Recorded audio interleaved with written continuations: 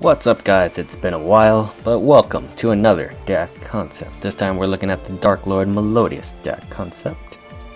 So before we get into it, I'd like to say, Darklord Lucifer here looks super badass. That's all I wanted to say about him. So first up, we have Darklord Lucifer, level 11 Dark Fairy, which is all the Darklords basically. They finally actually got support, which is pretty hype. Cannot be special summoned. If this card is tribute summoned, you get to special summon Darklord or Fallen One monsters. You'll see that text a lot. From your hand or deck up to the number of effect monsters your opponent controls. So if they control 4 effect monsters, you get to summon 4 Darklords, and Darklords are like massive beaters, so that's pretty nice, right? And your opponent cannot target this card for card effects if you control another Darklord or Fallen One monster. So it's basically a Cosmic Dark Destroyer at that point for protection wise. And then once per turn you can mill the top cards from your deck to the graveyard equal to the number of Darklord or Fallen One monsters you control on the field, Which means if you had like a Darklord Mirror Mask, you can mill more cards, I guess, huh? But at least you can mill 1 card. And then for each Darklord and Fallen One card sent to the graveyard by this effect, you gain 5 more life points. Which is pretty key because the Darklord cards will cost life points to activate their monster effects, so that is the new sort of trend for the Darklords. New support. Introducing Lucifer's new allies, we have Darklord Mastema, level 7. This card can special summon himself from your hand by discarding 2 other Darklord or Fallen One cards from your hand to the graveyard. Darklord T is a level 9. If a Fallen One or Darklord monster you control would be destroyed, you can discard this card from your hand instead. So that's a pretty good safety measure, I'd say. And 28 beater, pretty nice. Darklord X-Tab, level 10. You can discard this card and another Darklord or Fallen One card from your hand to draw 2 cards. So this card really does help you get rolling with your combos because it gets the other pieces faster, right? Draw power. And they all have this text. During either player's turn, you can pay 1,000 life points, then target 1 Darklord spell trap card in your graveyard. This effect becomes that target's effect. And then you shuffle that card back into the deck. So basically these guys can mimic the effects of the Darklord spells and traps in your graveyard. So you can use their effects like twice in a turn if you activate that turn already, right? Also, the Darklord traps have a cost. However, since you're mimicking the effect, not the cost, you don't have to pay it again, so that's pretty nice. But it does cost 1,000 life points, that's why you can't use it too recklessly, right? And you can only special summon them once per turn, as well as that you can only activate their effects once per turn as well. We have 2 returning Darklords from the OG Darklords. We have Darklord Suburbia, arguably the best Darklord in the Darklord archetype because it allows you to special summon basically more Darklords.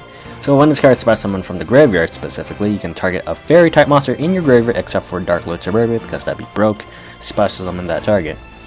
So this card can basically revive all your fairies when it's special summoned from the grave, so that's really nice. Level 8, Dark. Darklord Zerato, also level 8, so you know there's some synergy here, rank 8 plays, right?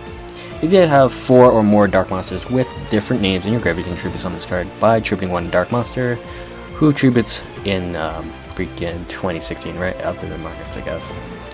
So we're probably gonna special summon this card, more than likely, right? You can send 1 dark monster from your hand to graveyard, destroy all monsters your opponent controls. That's an insanely good Regeki effect, right? So that's pretty nice for board wipe. During the end phase, if you activate this effect, destroy this card. So it has a downside as well. But if you can wipe out their opponent's board and attack for game, you're good to go, right? Darklord Spells and Traps. So this is the new Spell and Trap cards for Darklords, since they never had any to begin with. We have Casting Out of Darklords. This is like the reinforcement of the army for them. Add 1 Darklord or Fallen One card from your deck to your hand except for itself. You can activate 1 of these per turn. Really good card because it searches out everything in the deck, including the monsters and the spells and traps, so that's nice. We have Altar of the Darklords. Special summon a Darklord or Fallen One monster from your graveyard in defense position. You can activate 1 of these per turn as well. This card basically made the deck a lot better because summoning Suburbia back was super hard because you would normally use like Call the Haunted and Oasis, which is super slow because it's a trap card. But since now we have Altar of the Darklords, it's a spell card, we can activate during our turn to make some plays, right? Darklords Falling from Grace. Send 1 Darklord or Fallen One monster from your hand or face up from your field to the graveyard. then destroy a card on the field. You can act one of these per turn. At first, I thought this card was really bad because it's a trap card, as well as you had to pay a cost just to destroy one card on the field. It's like, what the heck? But then I realized this card does not target, so that's pretty good, right?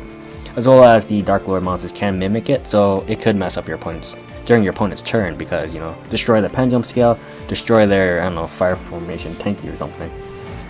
Good. Darklord's Temptation. This card is also really good. Send a Darklord or Fallen One monster from your hand or face up in the field to graveyard to pay the cost, right? But you don't need to if you use the monster effect to mimic the effects or whatnot. And then take control of your opponent's face-up monster until the end phase. Again, this effect does not target, which means you can take like really big monsters, right? With this trap card, and you can mimic this effect during your opponent's turn. So pretty good stuff. I feel like in this Darklord deck there's too much darkness, so we're gonna add some Melodious in here to add some light hope in this deck. So we have Solo, Aria, Cannon, and Soprano. So Solo, when it's destroyed by battle, you can spell summon a Melodious monster from your deck.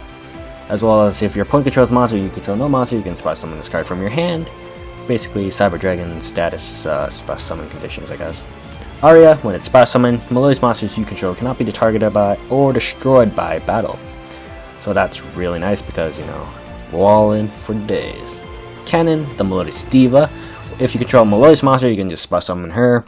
And then, you know, rank 4 exceed plays or fusion summon plays, I guess. Soprano is the fusion enabler. Once per turn you can use Melodious monsters as a fusion summon material sort of thing. So basically contact fusion with Soprano here. And when it's spell summoned, you get to add one Melodious monster from your graveyard back to your hand except for itself. So usually you want to fuse into Sherberta, the Melodious Maestra, level 6 fusion. 2 Melodious monsters, that's super easy, you just need Soprano and another Melodious monster. Usually it's Soprano and Cannon, or Solo and Soprano. During either player's turn, you can target 3 cards in any graveyard, banish them, and if you do, this card gains 200 attack for each. This effect can only be used once while this card's face on the field. This card is the nuts, and my friend knows it. And I hate him for that, by the way. So Sherberta is like super OP because if your opponent was like Call the Haunted or something that targets in the graveyard, you can just banish it all, and then, you know, they get wrecked by it because no graveyard effects now, right? So Sherberta, really good. As well as it can be used during the damage step, so that's pretty nice. We have Bloom Diva. So this card requires a Maestro monster and a Melodious monster, so it's a bit harder to summon because we don't run Maestro monsters other than Sherberta being a Maestro monster. So we have to fusion summon into another fusion summon, right? So this card cannot be destroyed by battle or by card effects. Also, you take no battle damage from attacks involving this card, so you basically can't take damage from this card with this card. If this card battles a special summon monster, basically construct right here, damage calculation, you can inflict damage to your opponent equal to the difference between the original attack of the opponent's monster and this card. So if you attack like a Dragon Master Knight, which has 5,000 attack, using Bloom Diva, you will inflict 4,000 damage to your opponent and then destroy that monster. And, you know, doesn't target, so pretty good stuff as well. And good stall as well. Setting up, so we need to set up, of course. Casting out the Darklords, your searcher. Usually you want it like really quickly. You go for Darklord X-Tab or Suburbia, either one. So basically you need Suburbia and X-Tab in the same hand. So X-Tab will discard the Suburbia to draw 2 cards. And then you can use, like, you know, Trade-In or Lure of Darkness to get your draw power going. You really need that Suburbia in the graveyard. So for combos, we have Altar of the Darklords, Suburbia to bring back X-Tab. So after you do that setting up play, use Altar to get back Suburbia in defense mode to summon back X-Tab. And X-Tab can, you know, mimic the Altar to summon another Darklord or mimic the Fallen One to search out whatever you want. So that's usually the basic premise of the combo. Yeah. Right here, search out maybe Darklord T here for safety measures because Suburbia and X-Tabs is on the field right now, right? 29 defense and 21 defense, I believe. Oh, 24. Okay. More combos. We have Solo. Special summon her if, you know, Cyber Dragon, whatnot. cannon, and you know, easy rank 4 again. I have Lucifer's picture there because, you know, badass, right? More combos. We got solo, soprano, solo. So what that means is that you ram solo into a big monster, you summon soprano, then soprano will add back the solo that you just ran. So that, you know, pretty good stuff right there. Or then you can add a cannon. Usually that's the ideal target. If you had a cannon in your graveyard, you just add it to your hand, then you can just summon her. And you know, fusion summon using soprano's effect, Shaperta, OP stuff. More combos. Alter Darklords into Suburbia, into Shaperta, because Shaperta was properly fusion summoned, so Suburbia can bring it back because it only specifies fairy type monster. And you know, Melodious has a lot of fairies because they are a fairy archetype, so Suburbia really does help out. You can even bring back Soprano, which brings back a Melodious monster from graveyard back hand because it was special through Suburbia's effect. Same thing with Aria. You can use Call the Haunted in place of Alter. One thing to note, as well as I'm kind of disappointed in this, but it has to be done by ruling, sadly. Darklord X-Tab, for example, if you mimic the effect of Alter of the Darklords to special summon a Darklord or Falling One monster and you choose Darklord Suburbia, you will not get its effect because X-Tab will shuffle back the Alter of the Darklords at the end of the effect. And then Darklord special summon is basically over, so you can't activate the effect to special summon another fairy type monster, sadly, because it misses the timing. So that kind of sucks, because it says when it's special summon. If it said if it was special summon, then things would be different, right? But yeah, that's one thing to note. Going over the extra deck real quickly, we have Shaperta, the Accursed card, Bloom Diva, the Cute card, number 81, the Super Giant Wall Immunity card, which we can make with 2 X-Tabs. We got Phantom Fortress, 2 level 9 monsters, making it with 2 Darklord Ts. This card effect does not target, so really good. We got Galaxy Full Armor Dragon, because we will be making the Galaxy monsters, I guess. We got the Titanic Galaxy Hope here, Hope Harbinger, to negate spell cards, Tachyon to negate really problematic stuff, Erratic Sun Dragon to destroy cards, Felgrand Immunity, number 23 Lancelot. This card is basically your Heartland Draco for rank 8s, as well as it can negate a spell trap or another monster effect activated and destroy it. And it's mandatory, so you gotta be careful with it. You got Utopia Lightning, Utopia to get rid of big monsters, big problematic monsters.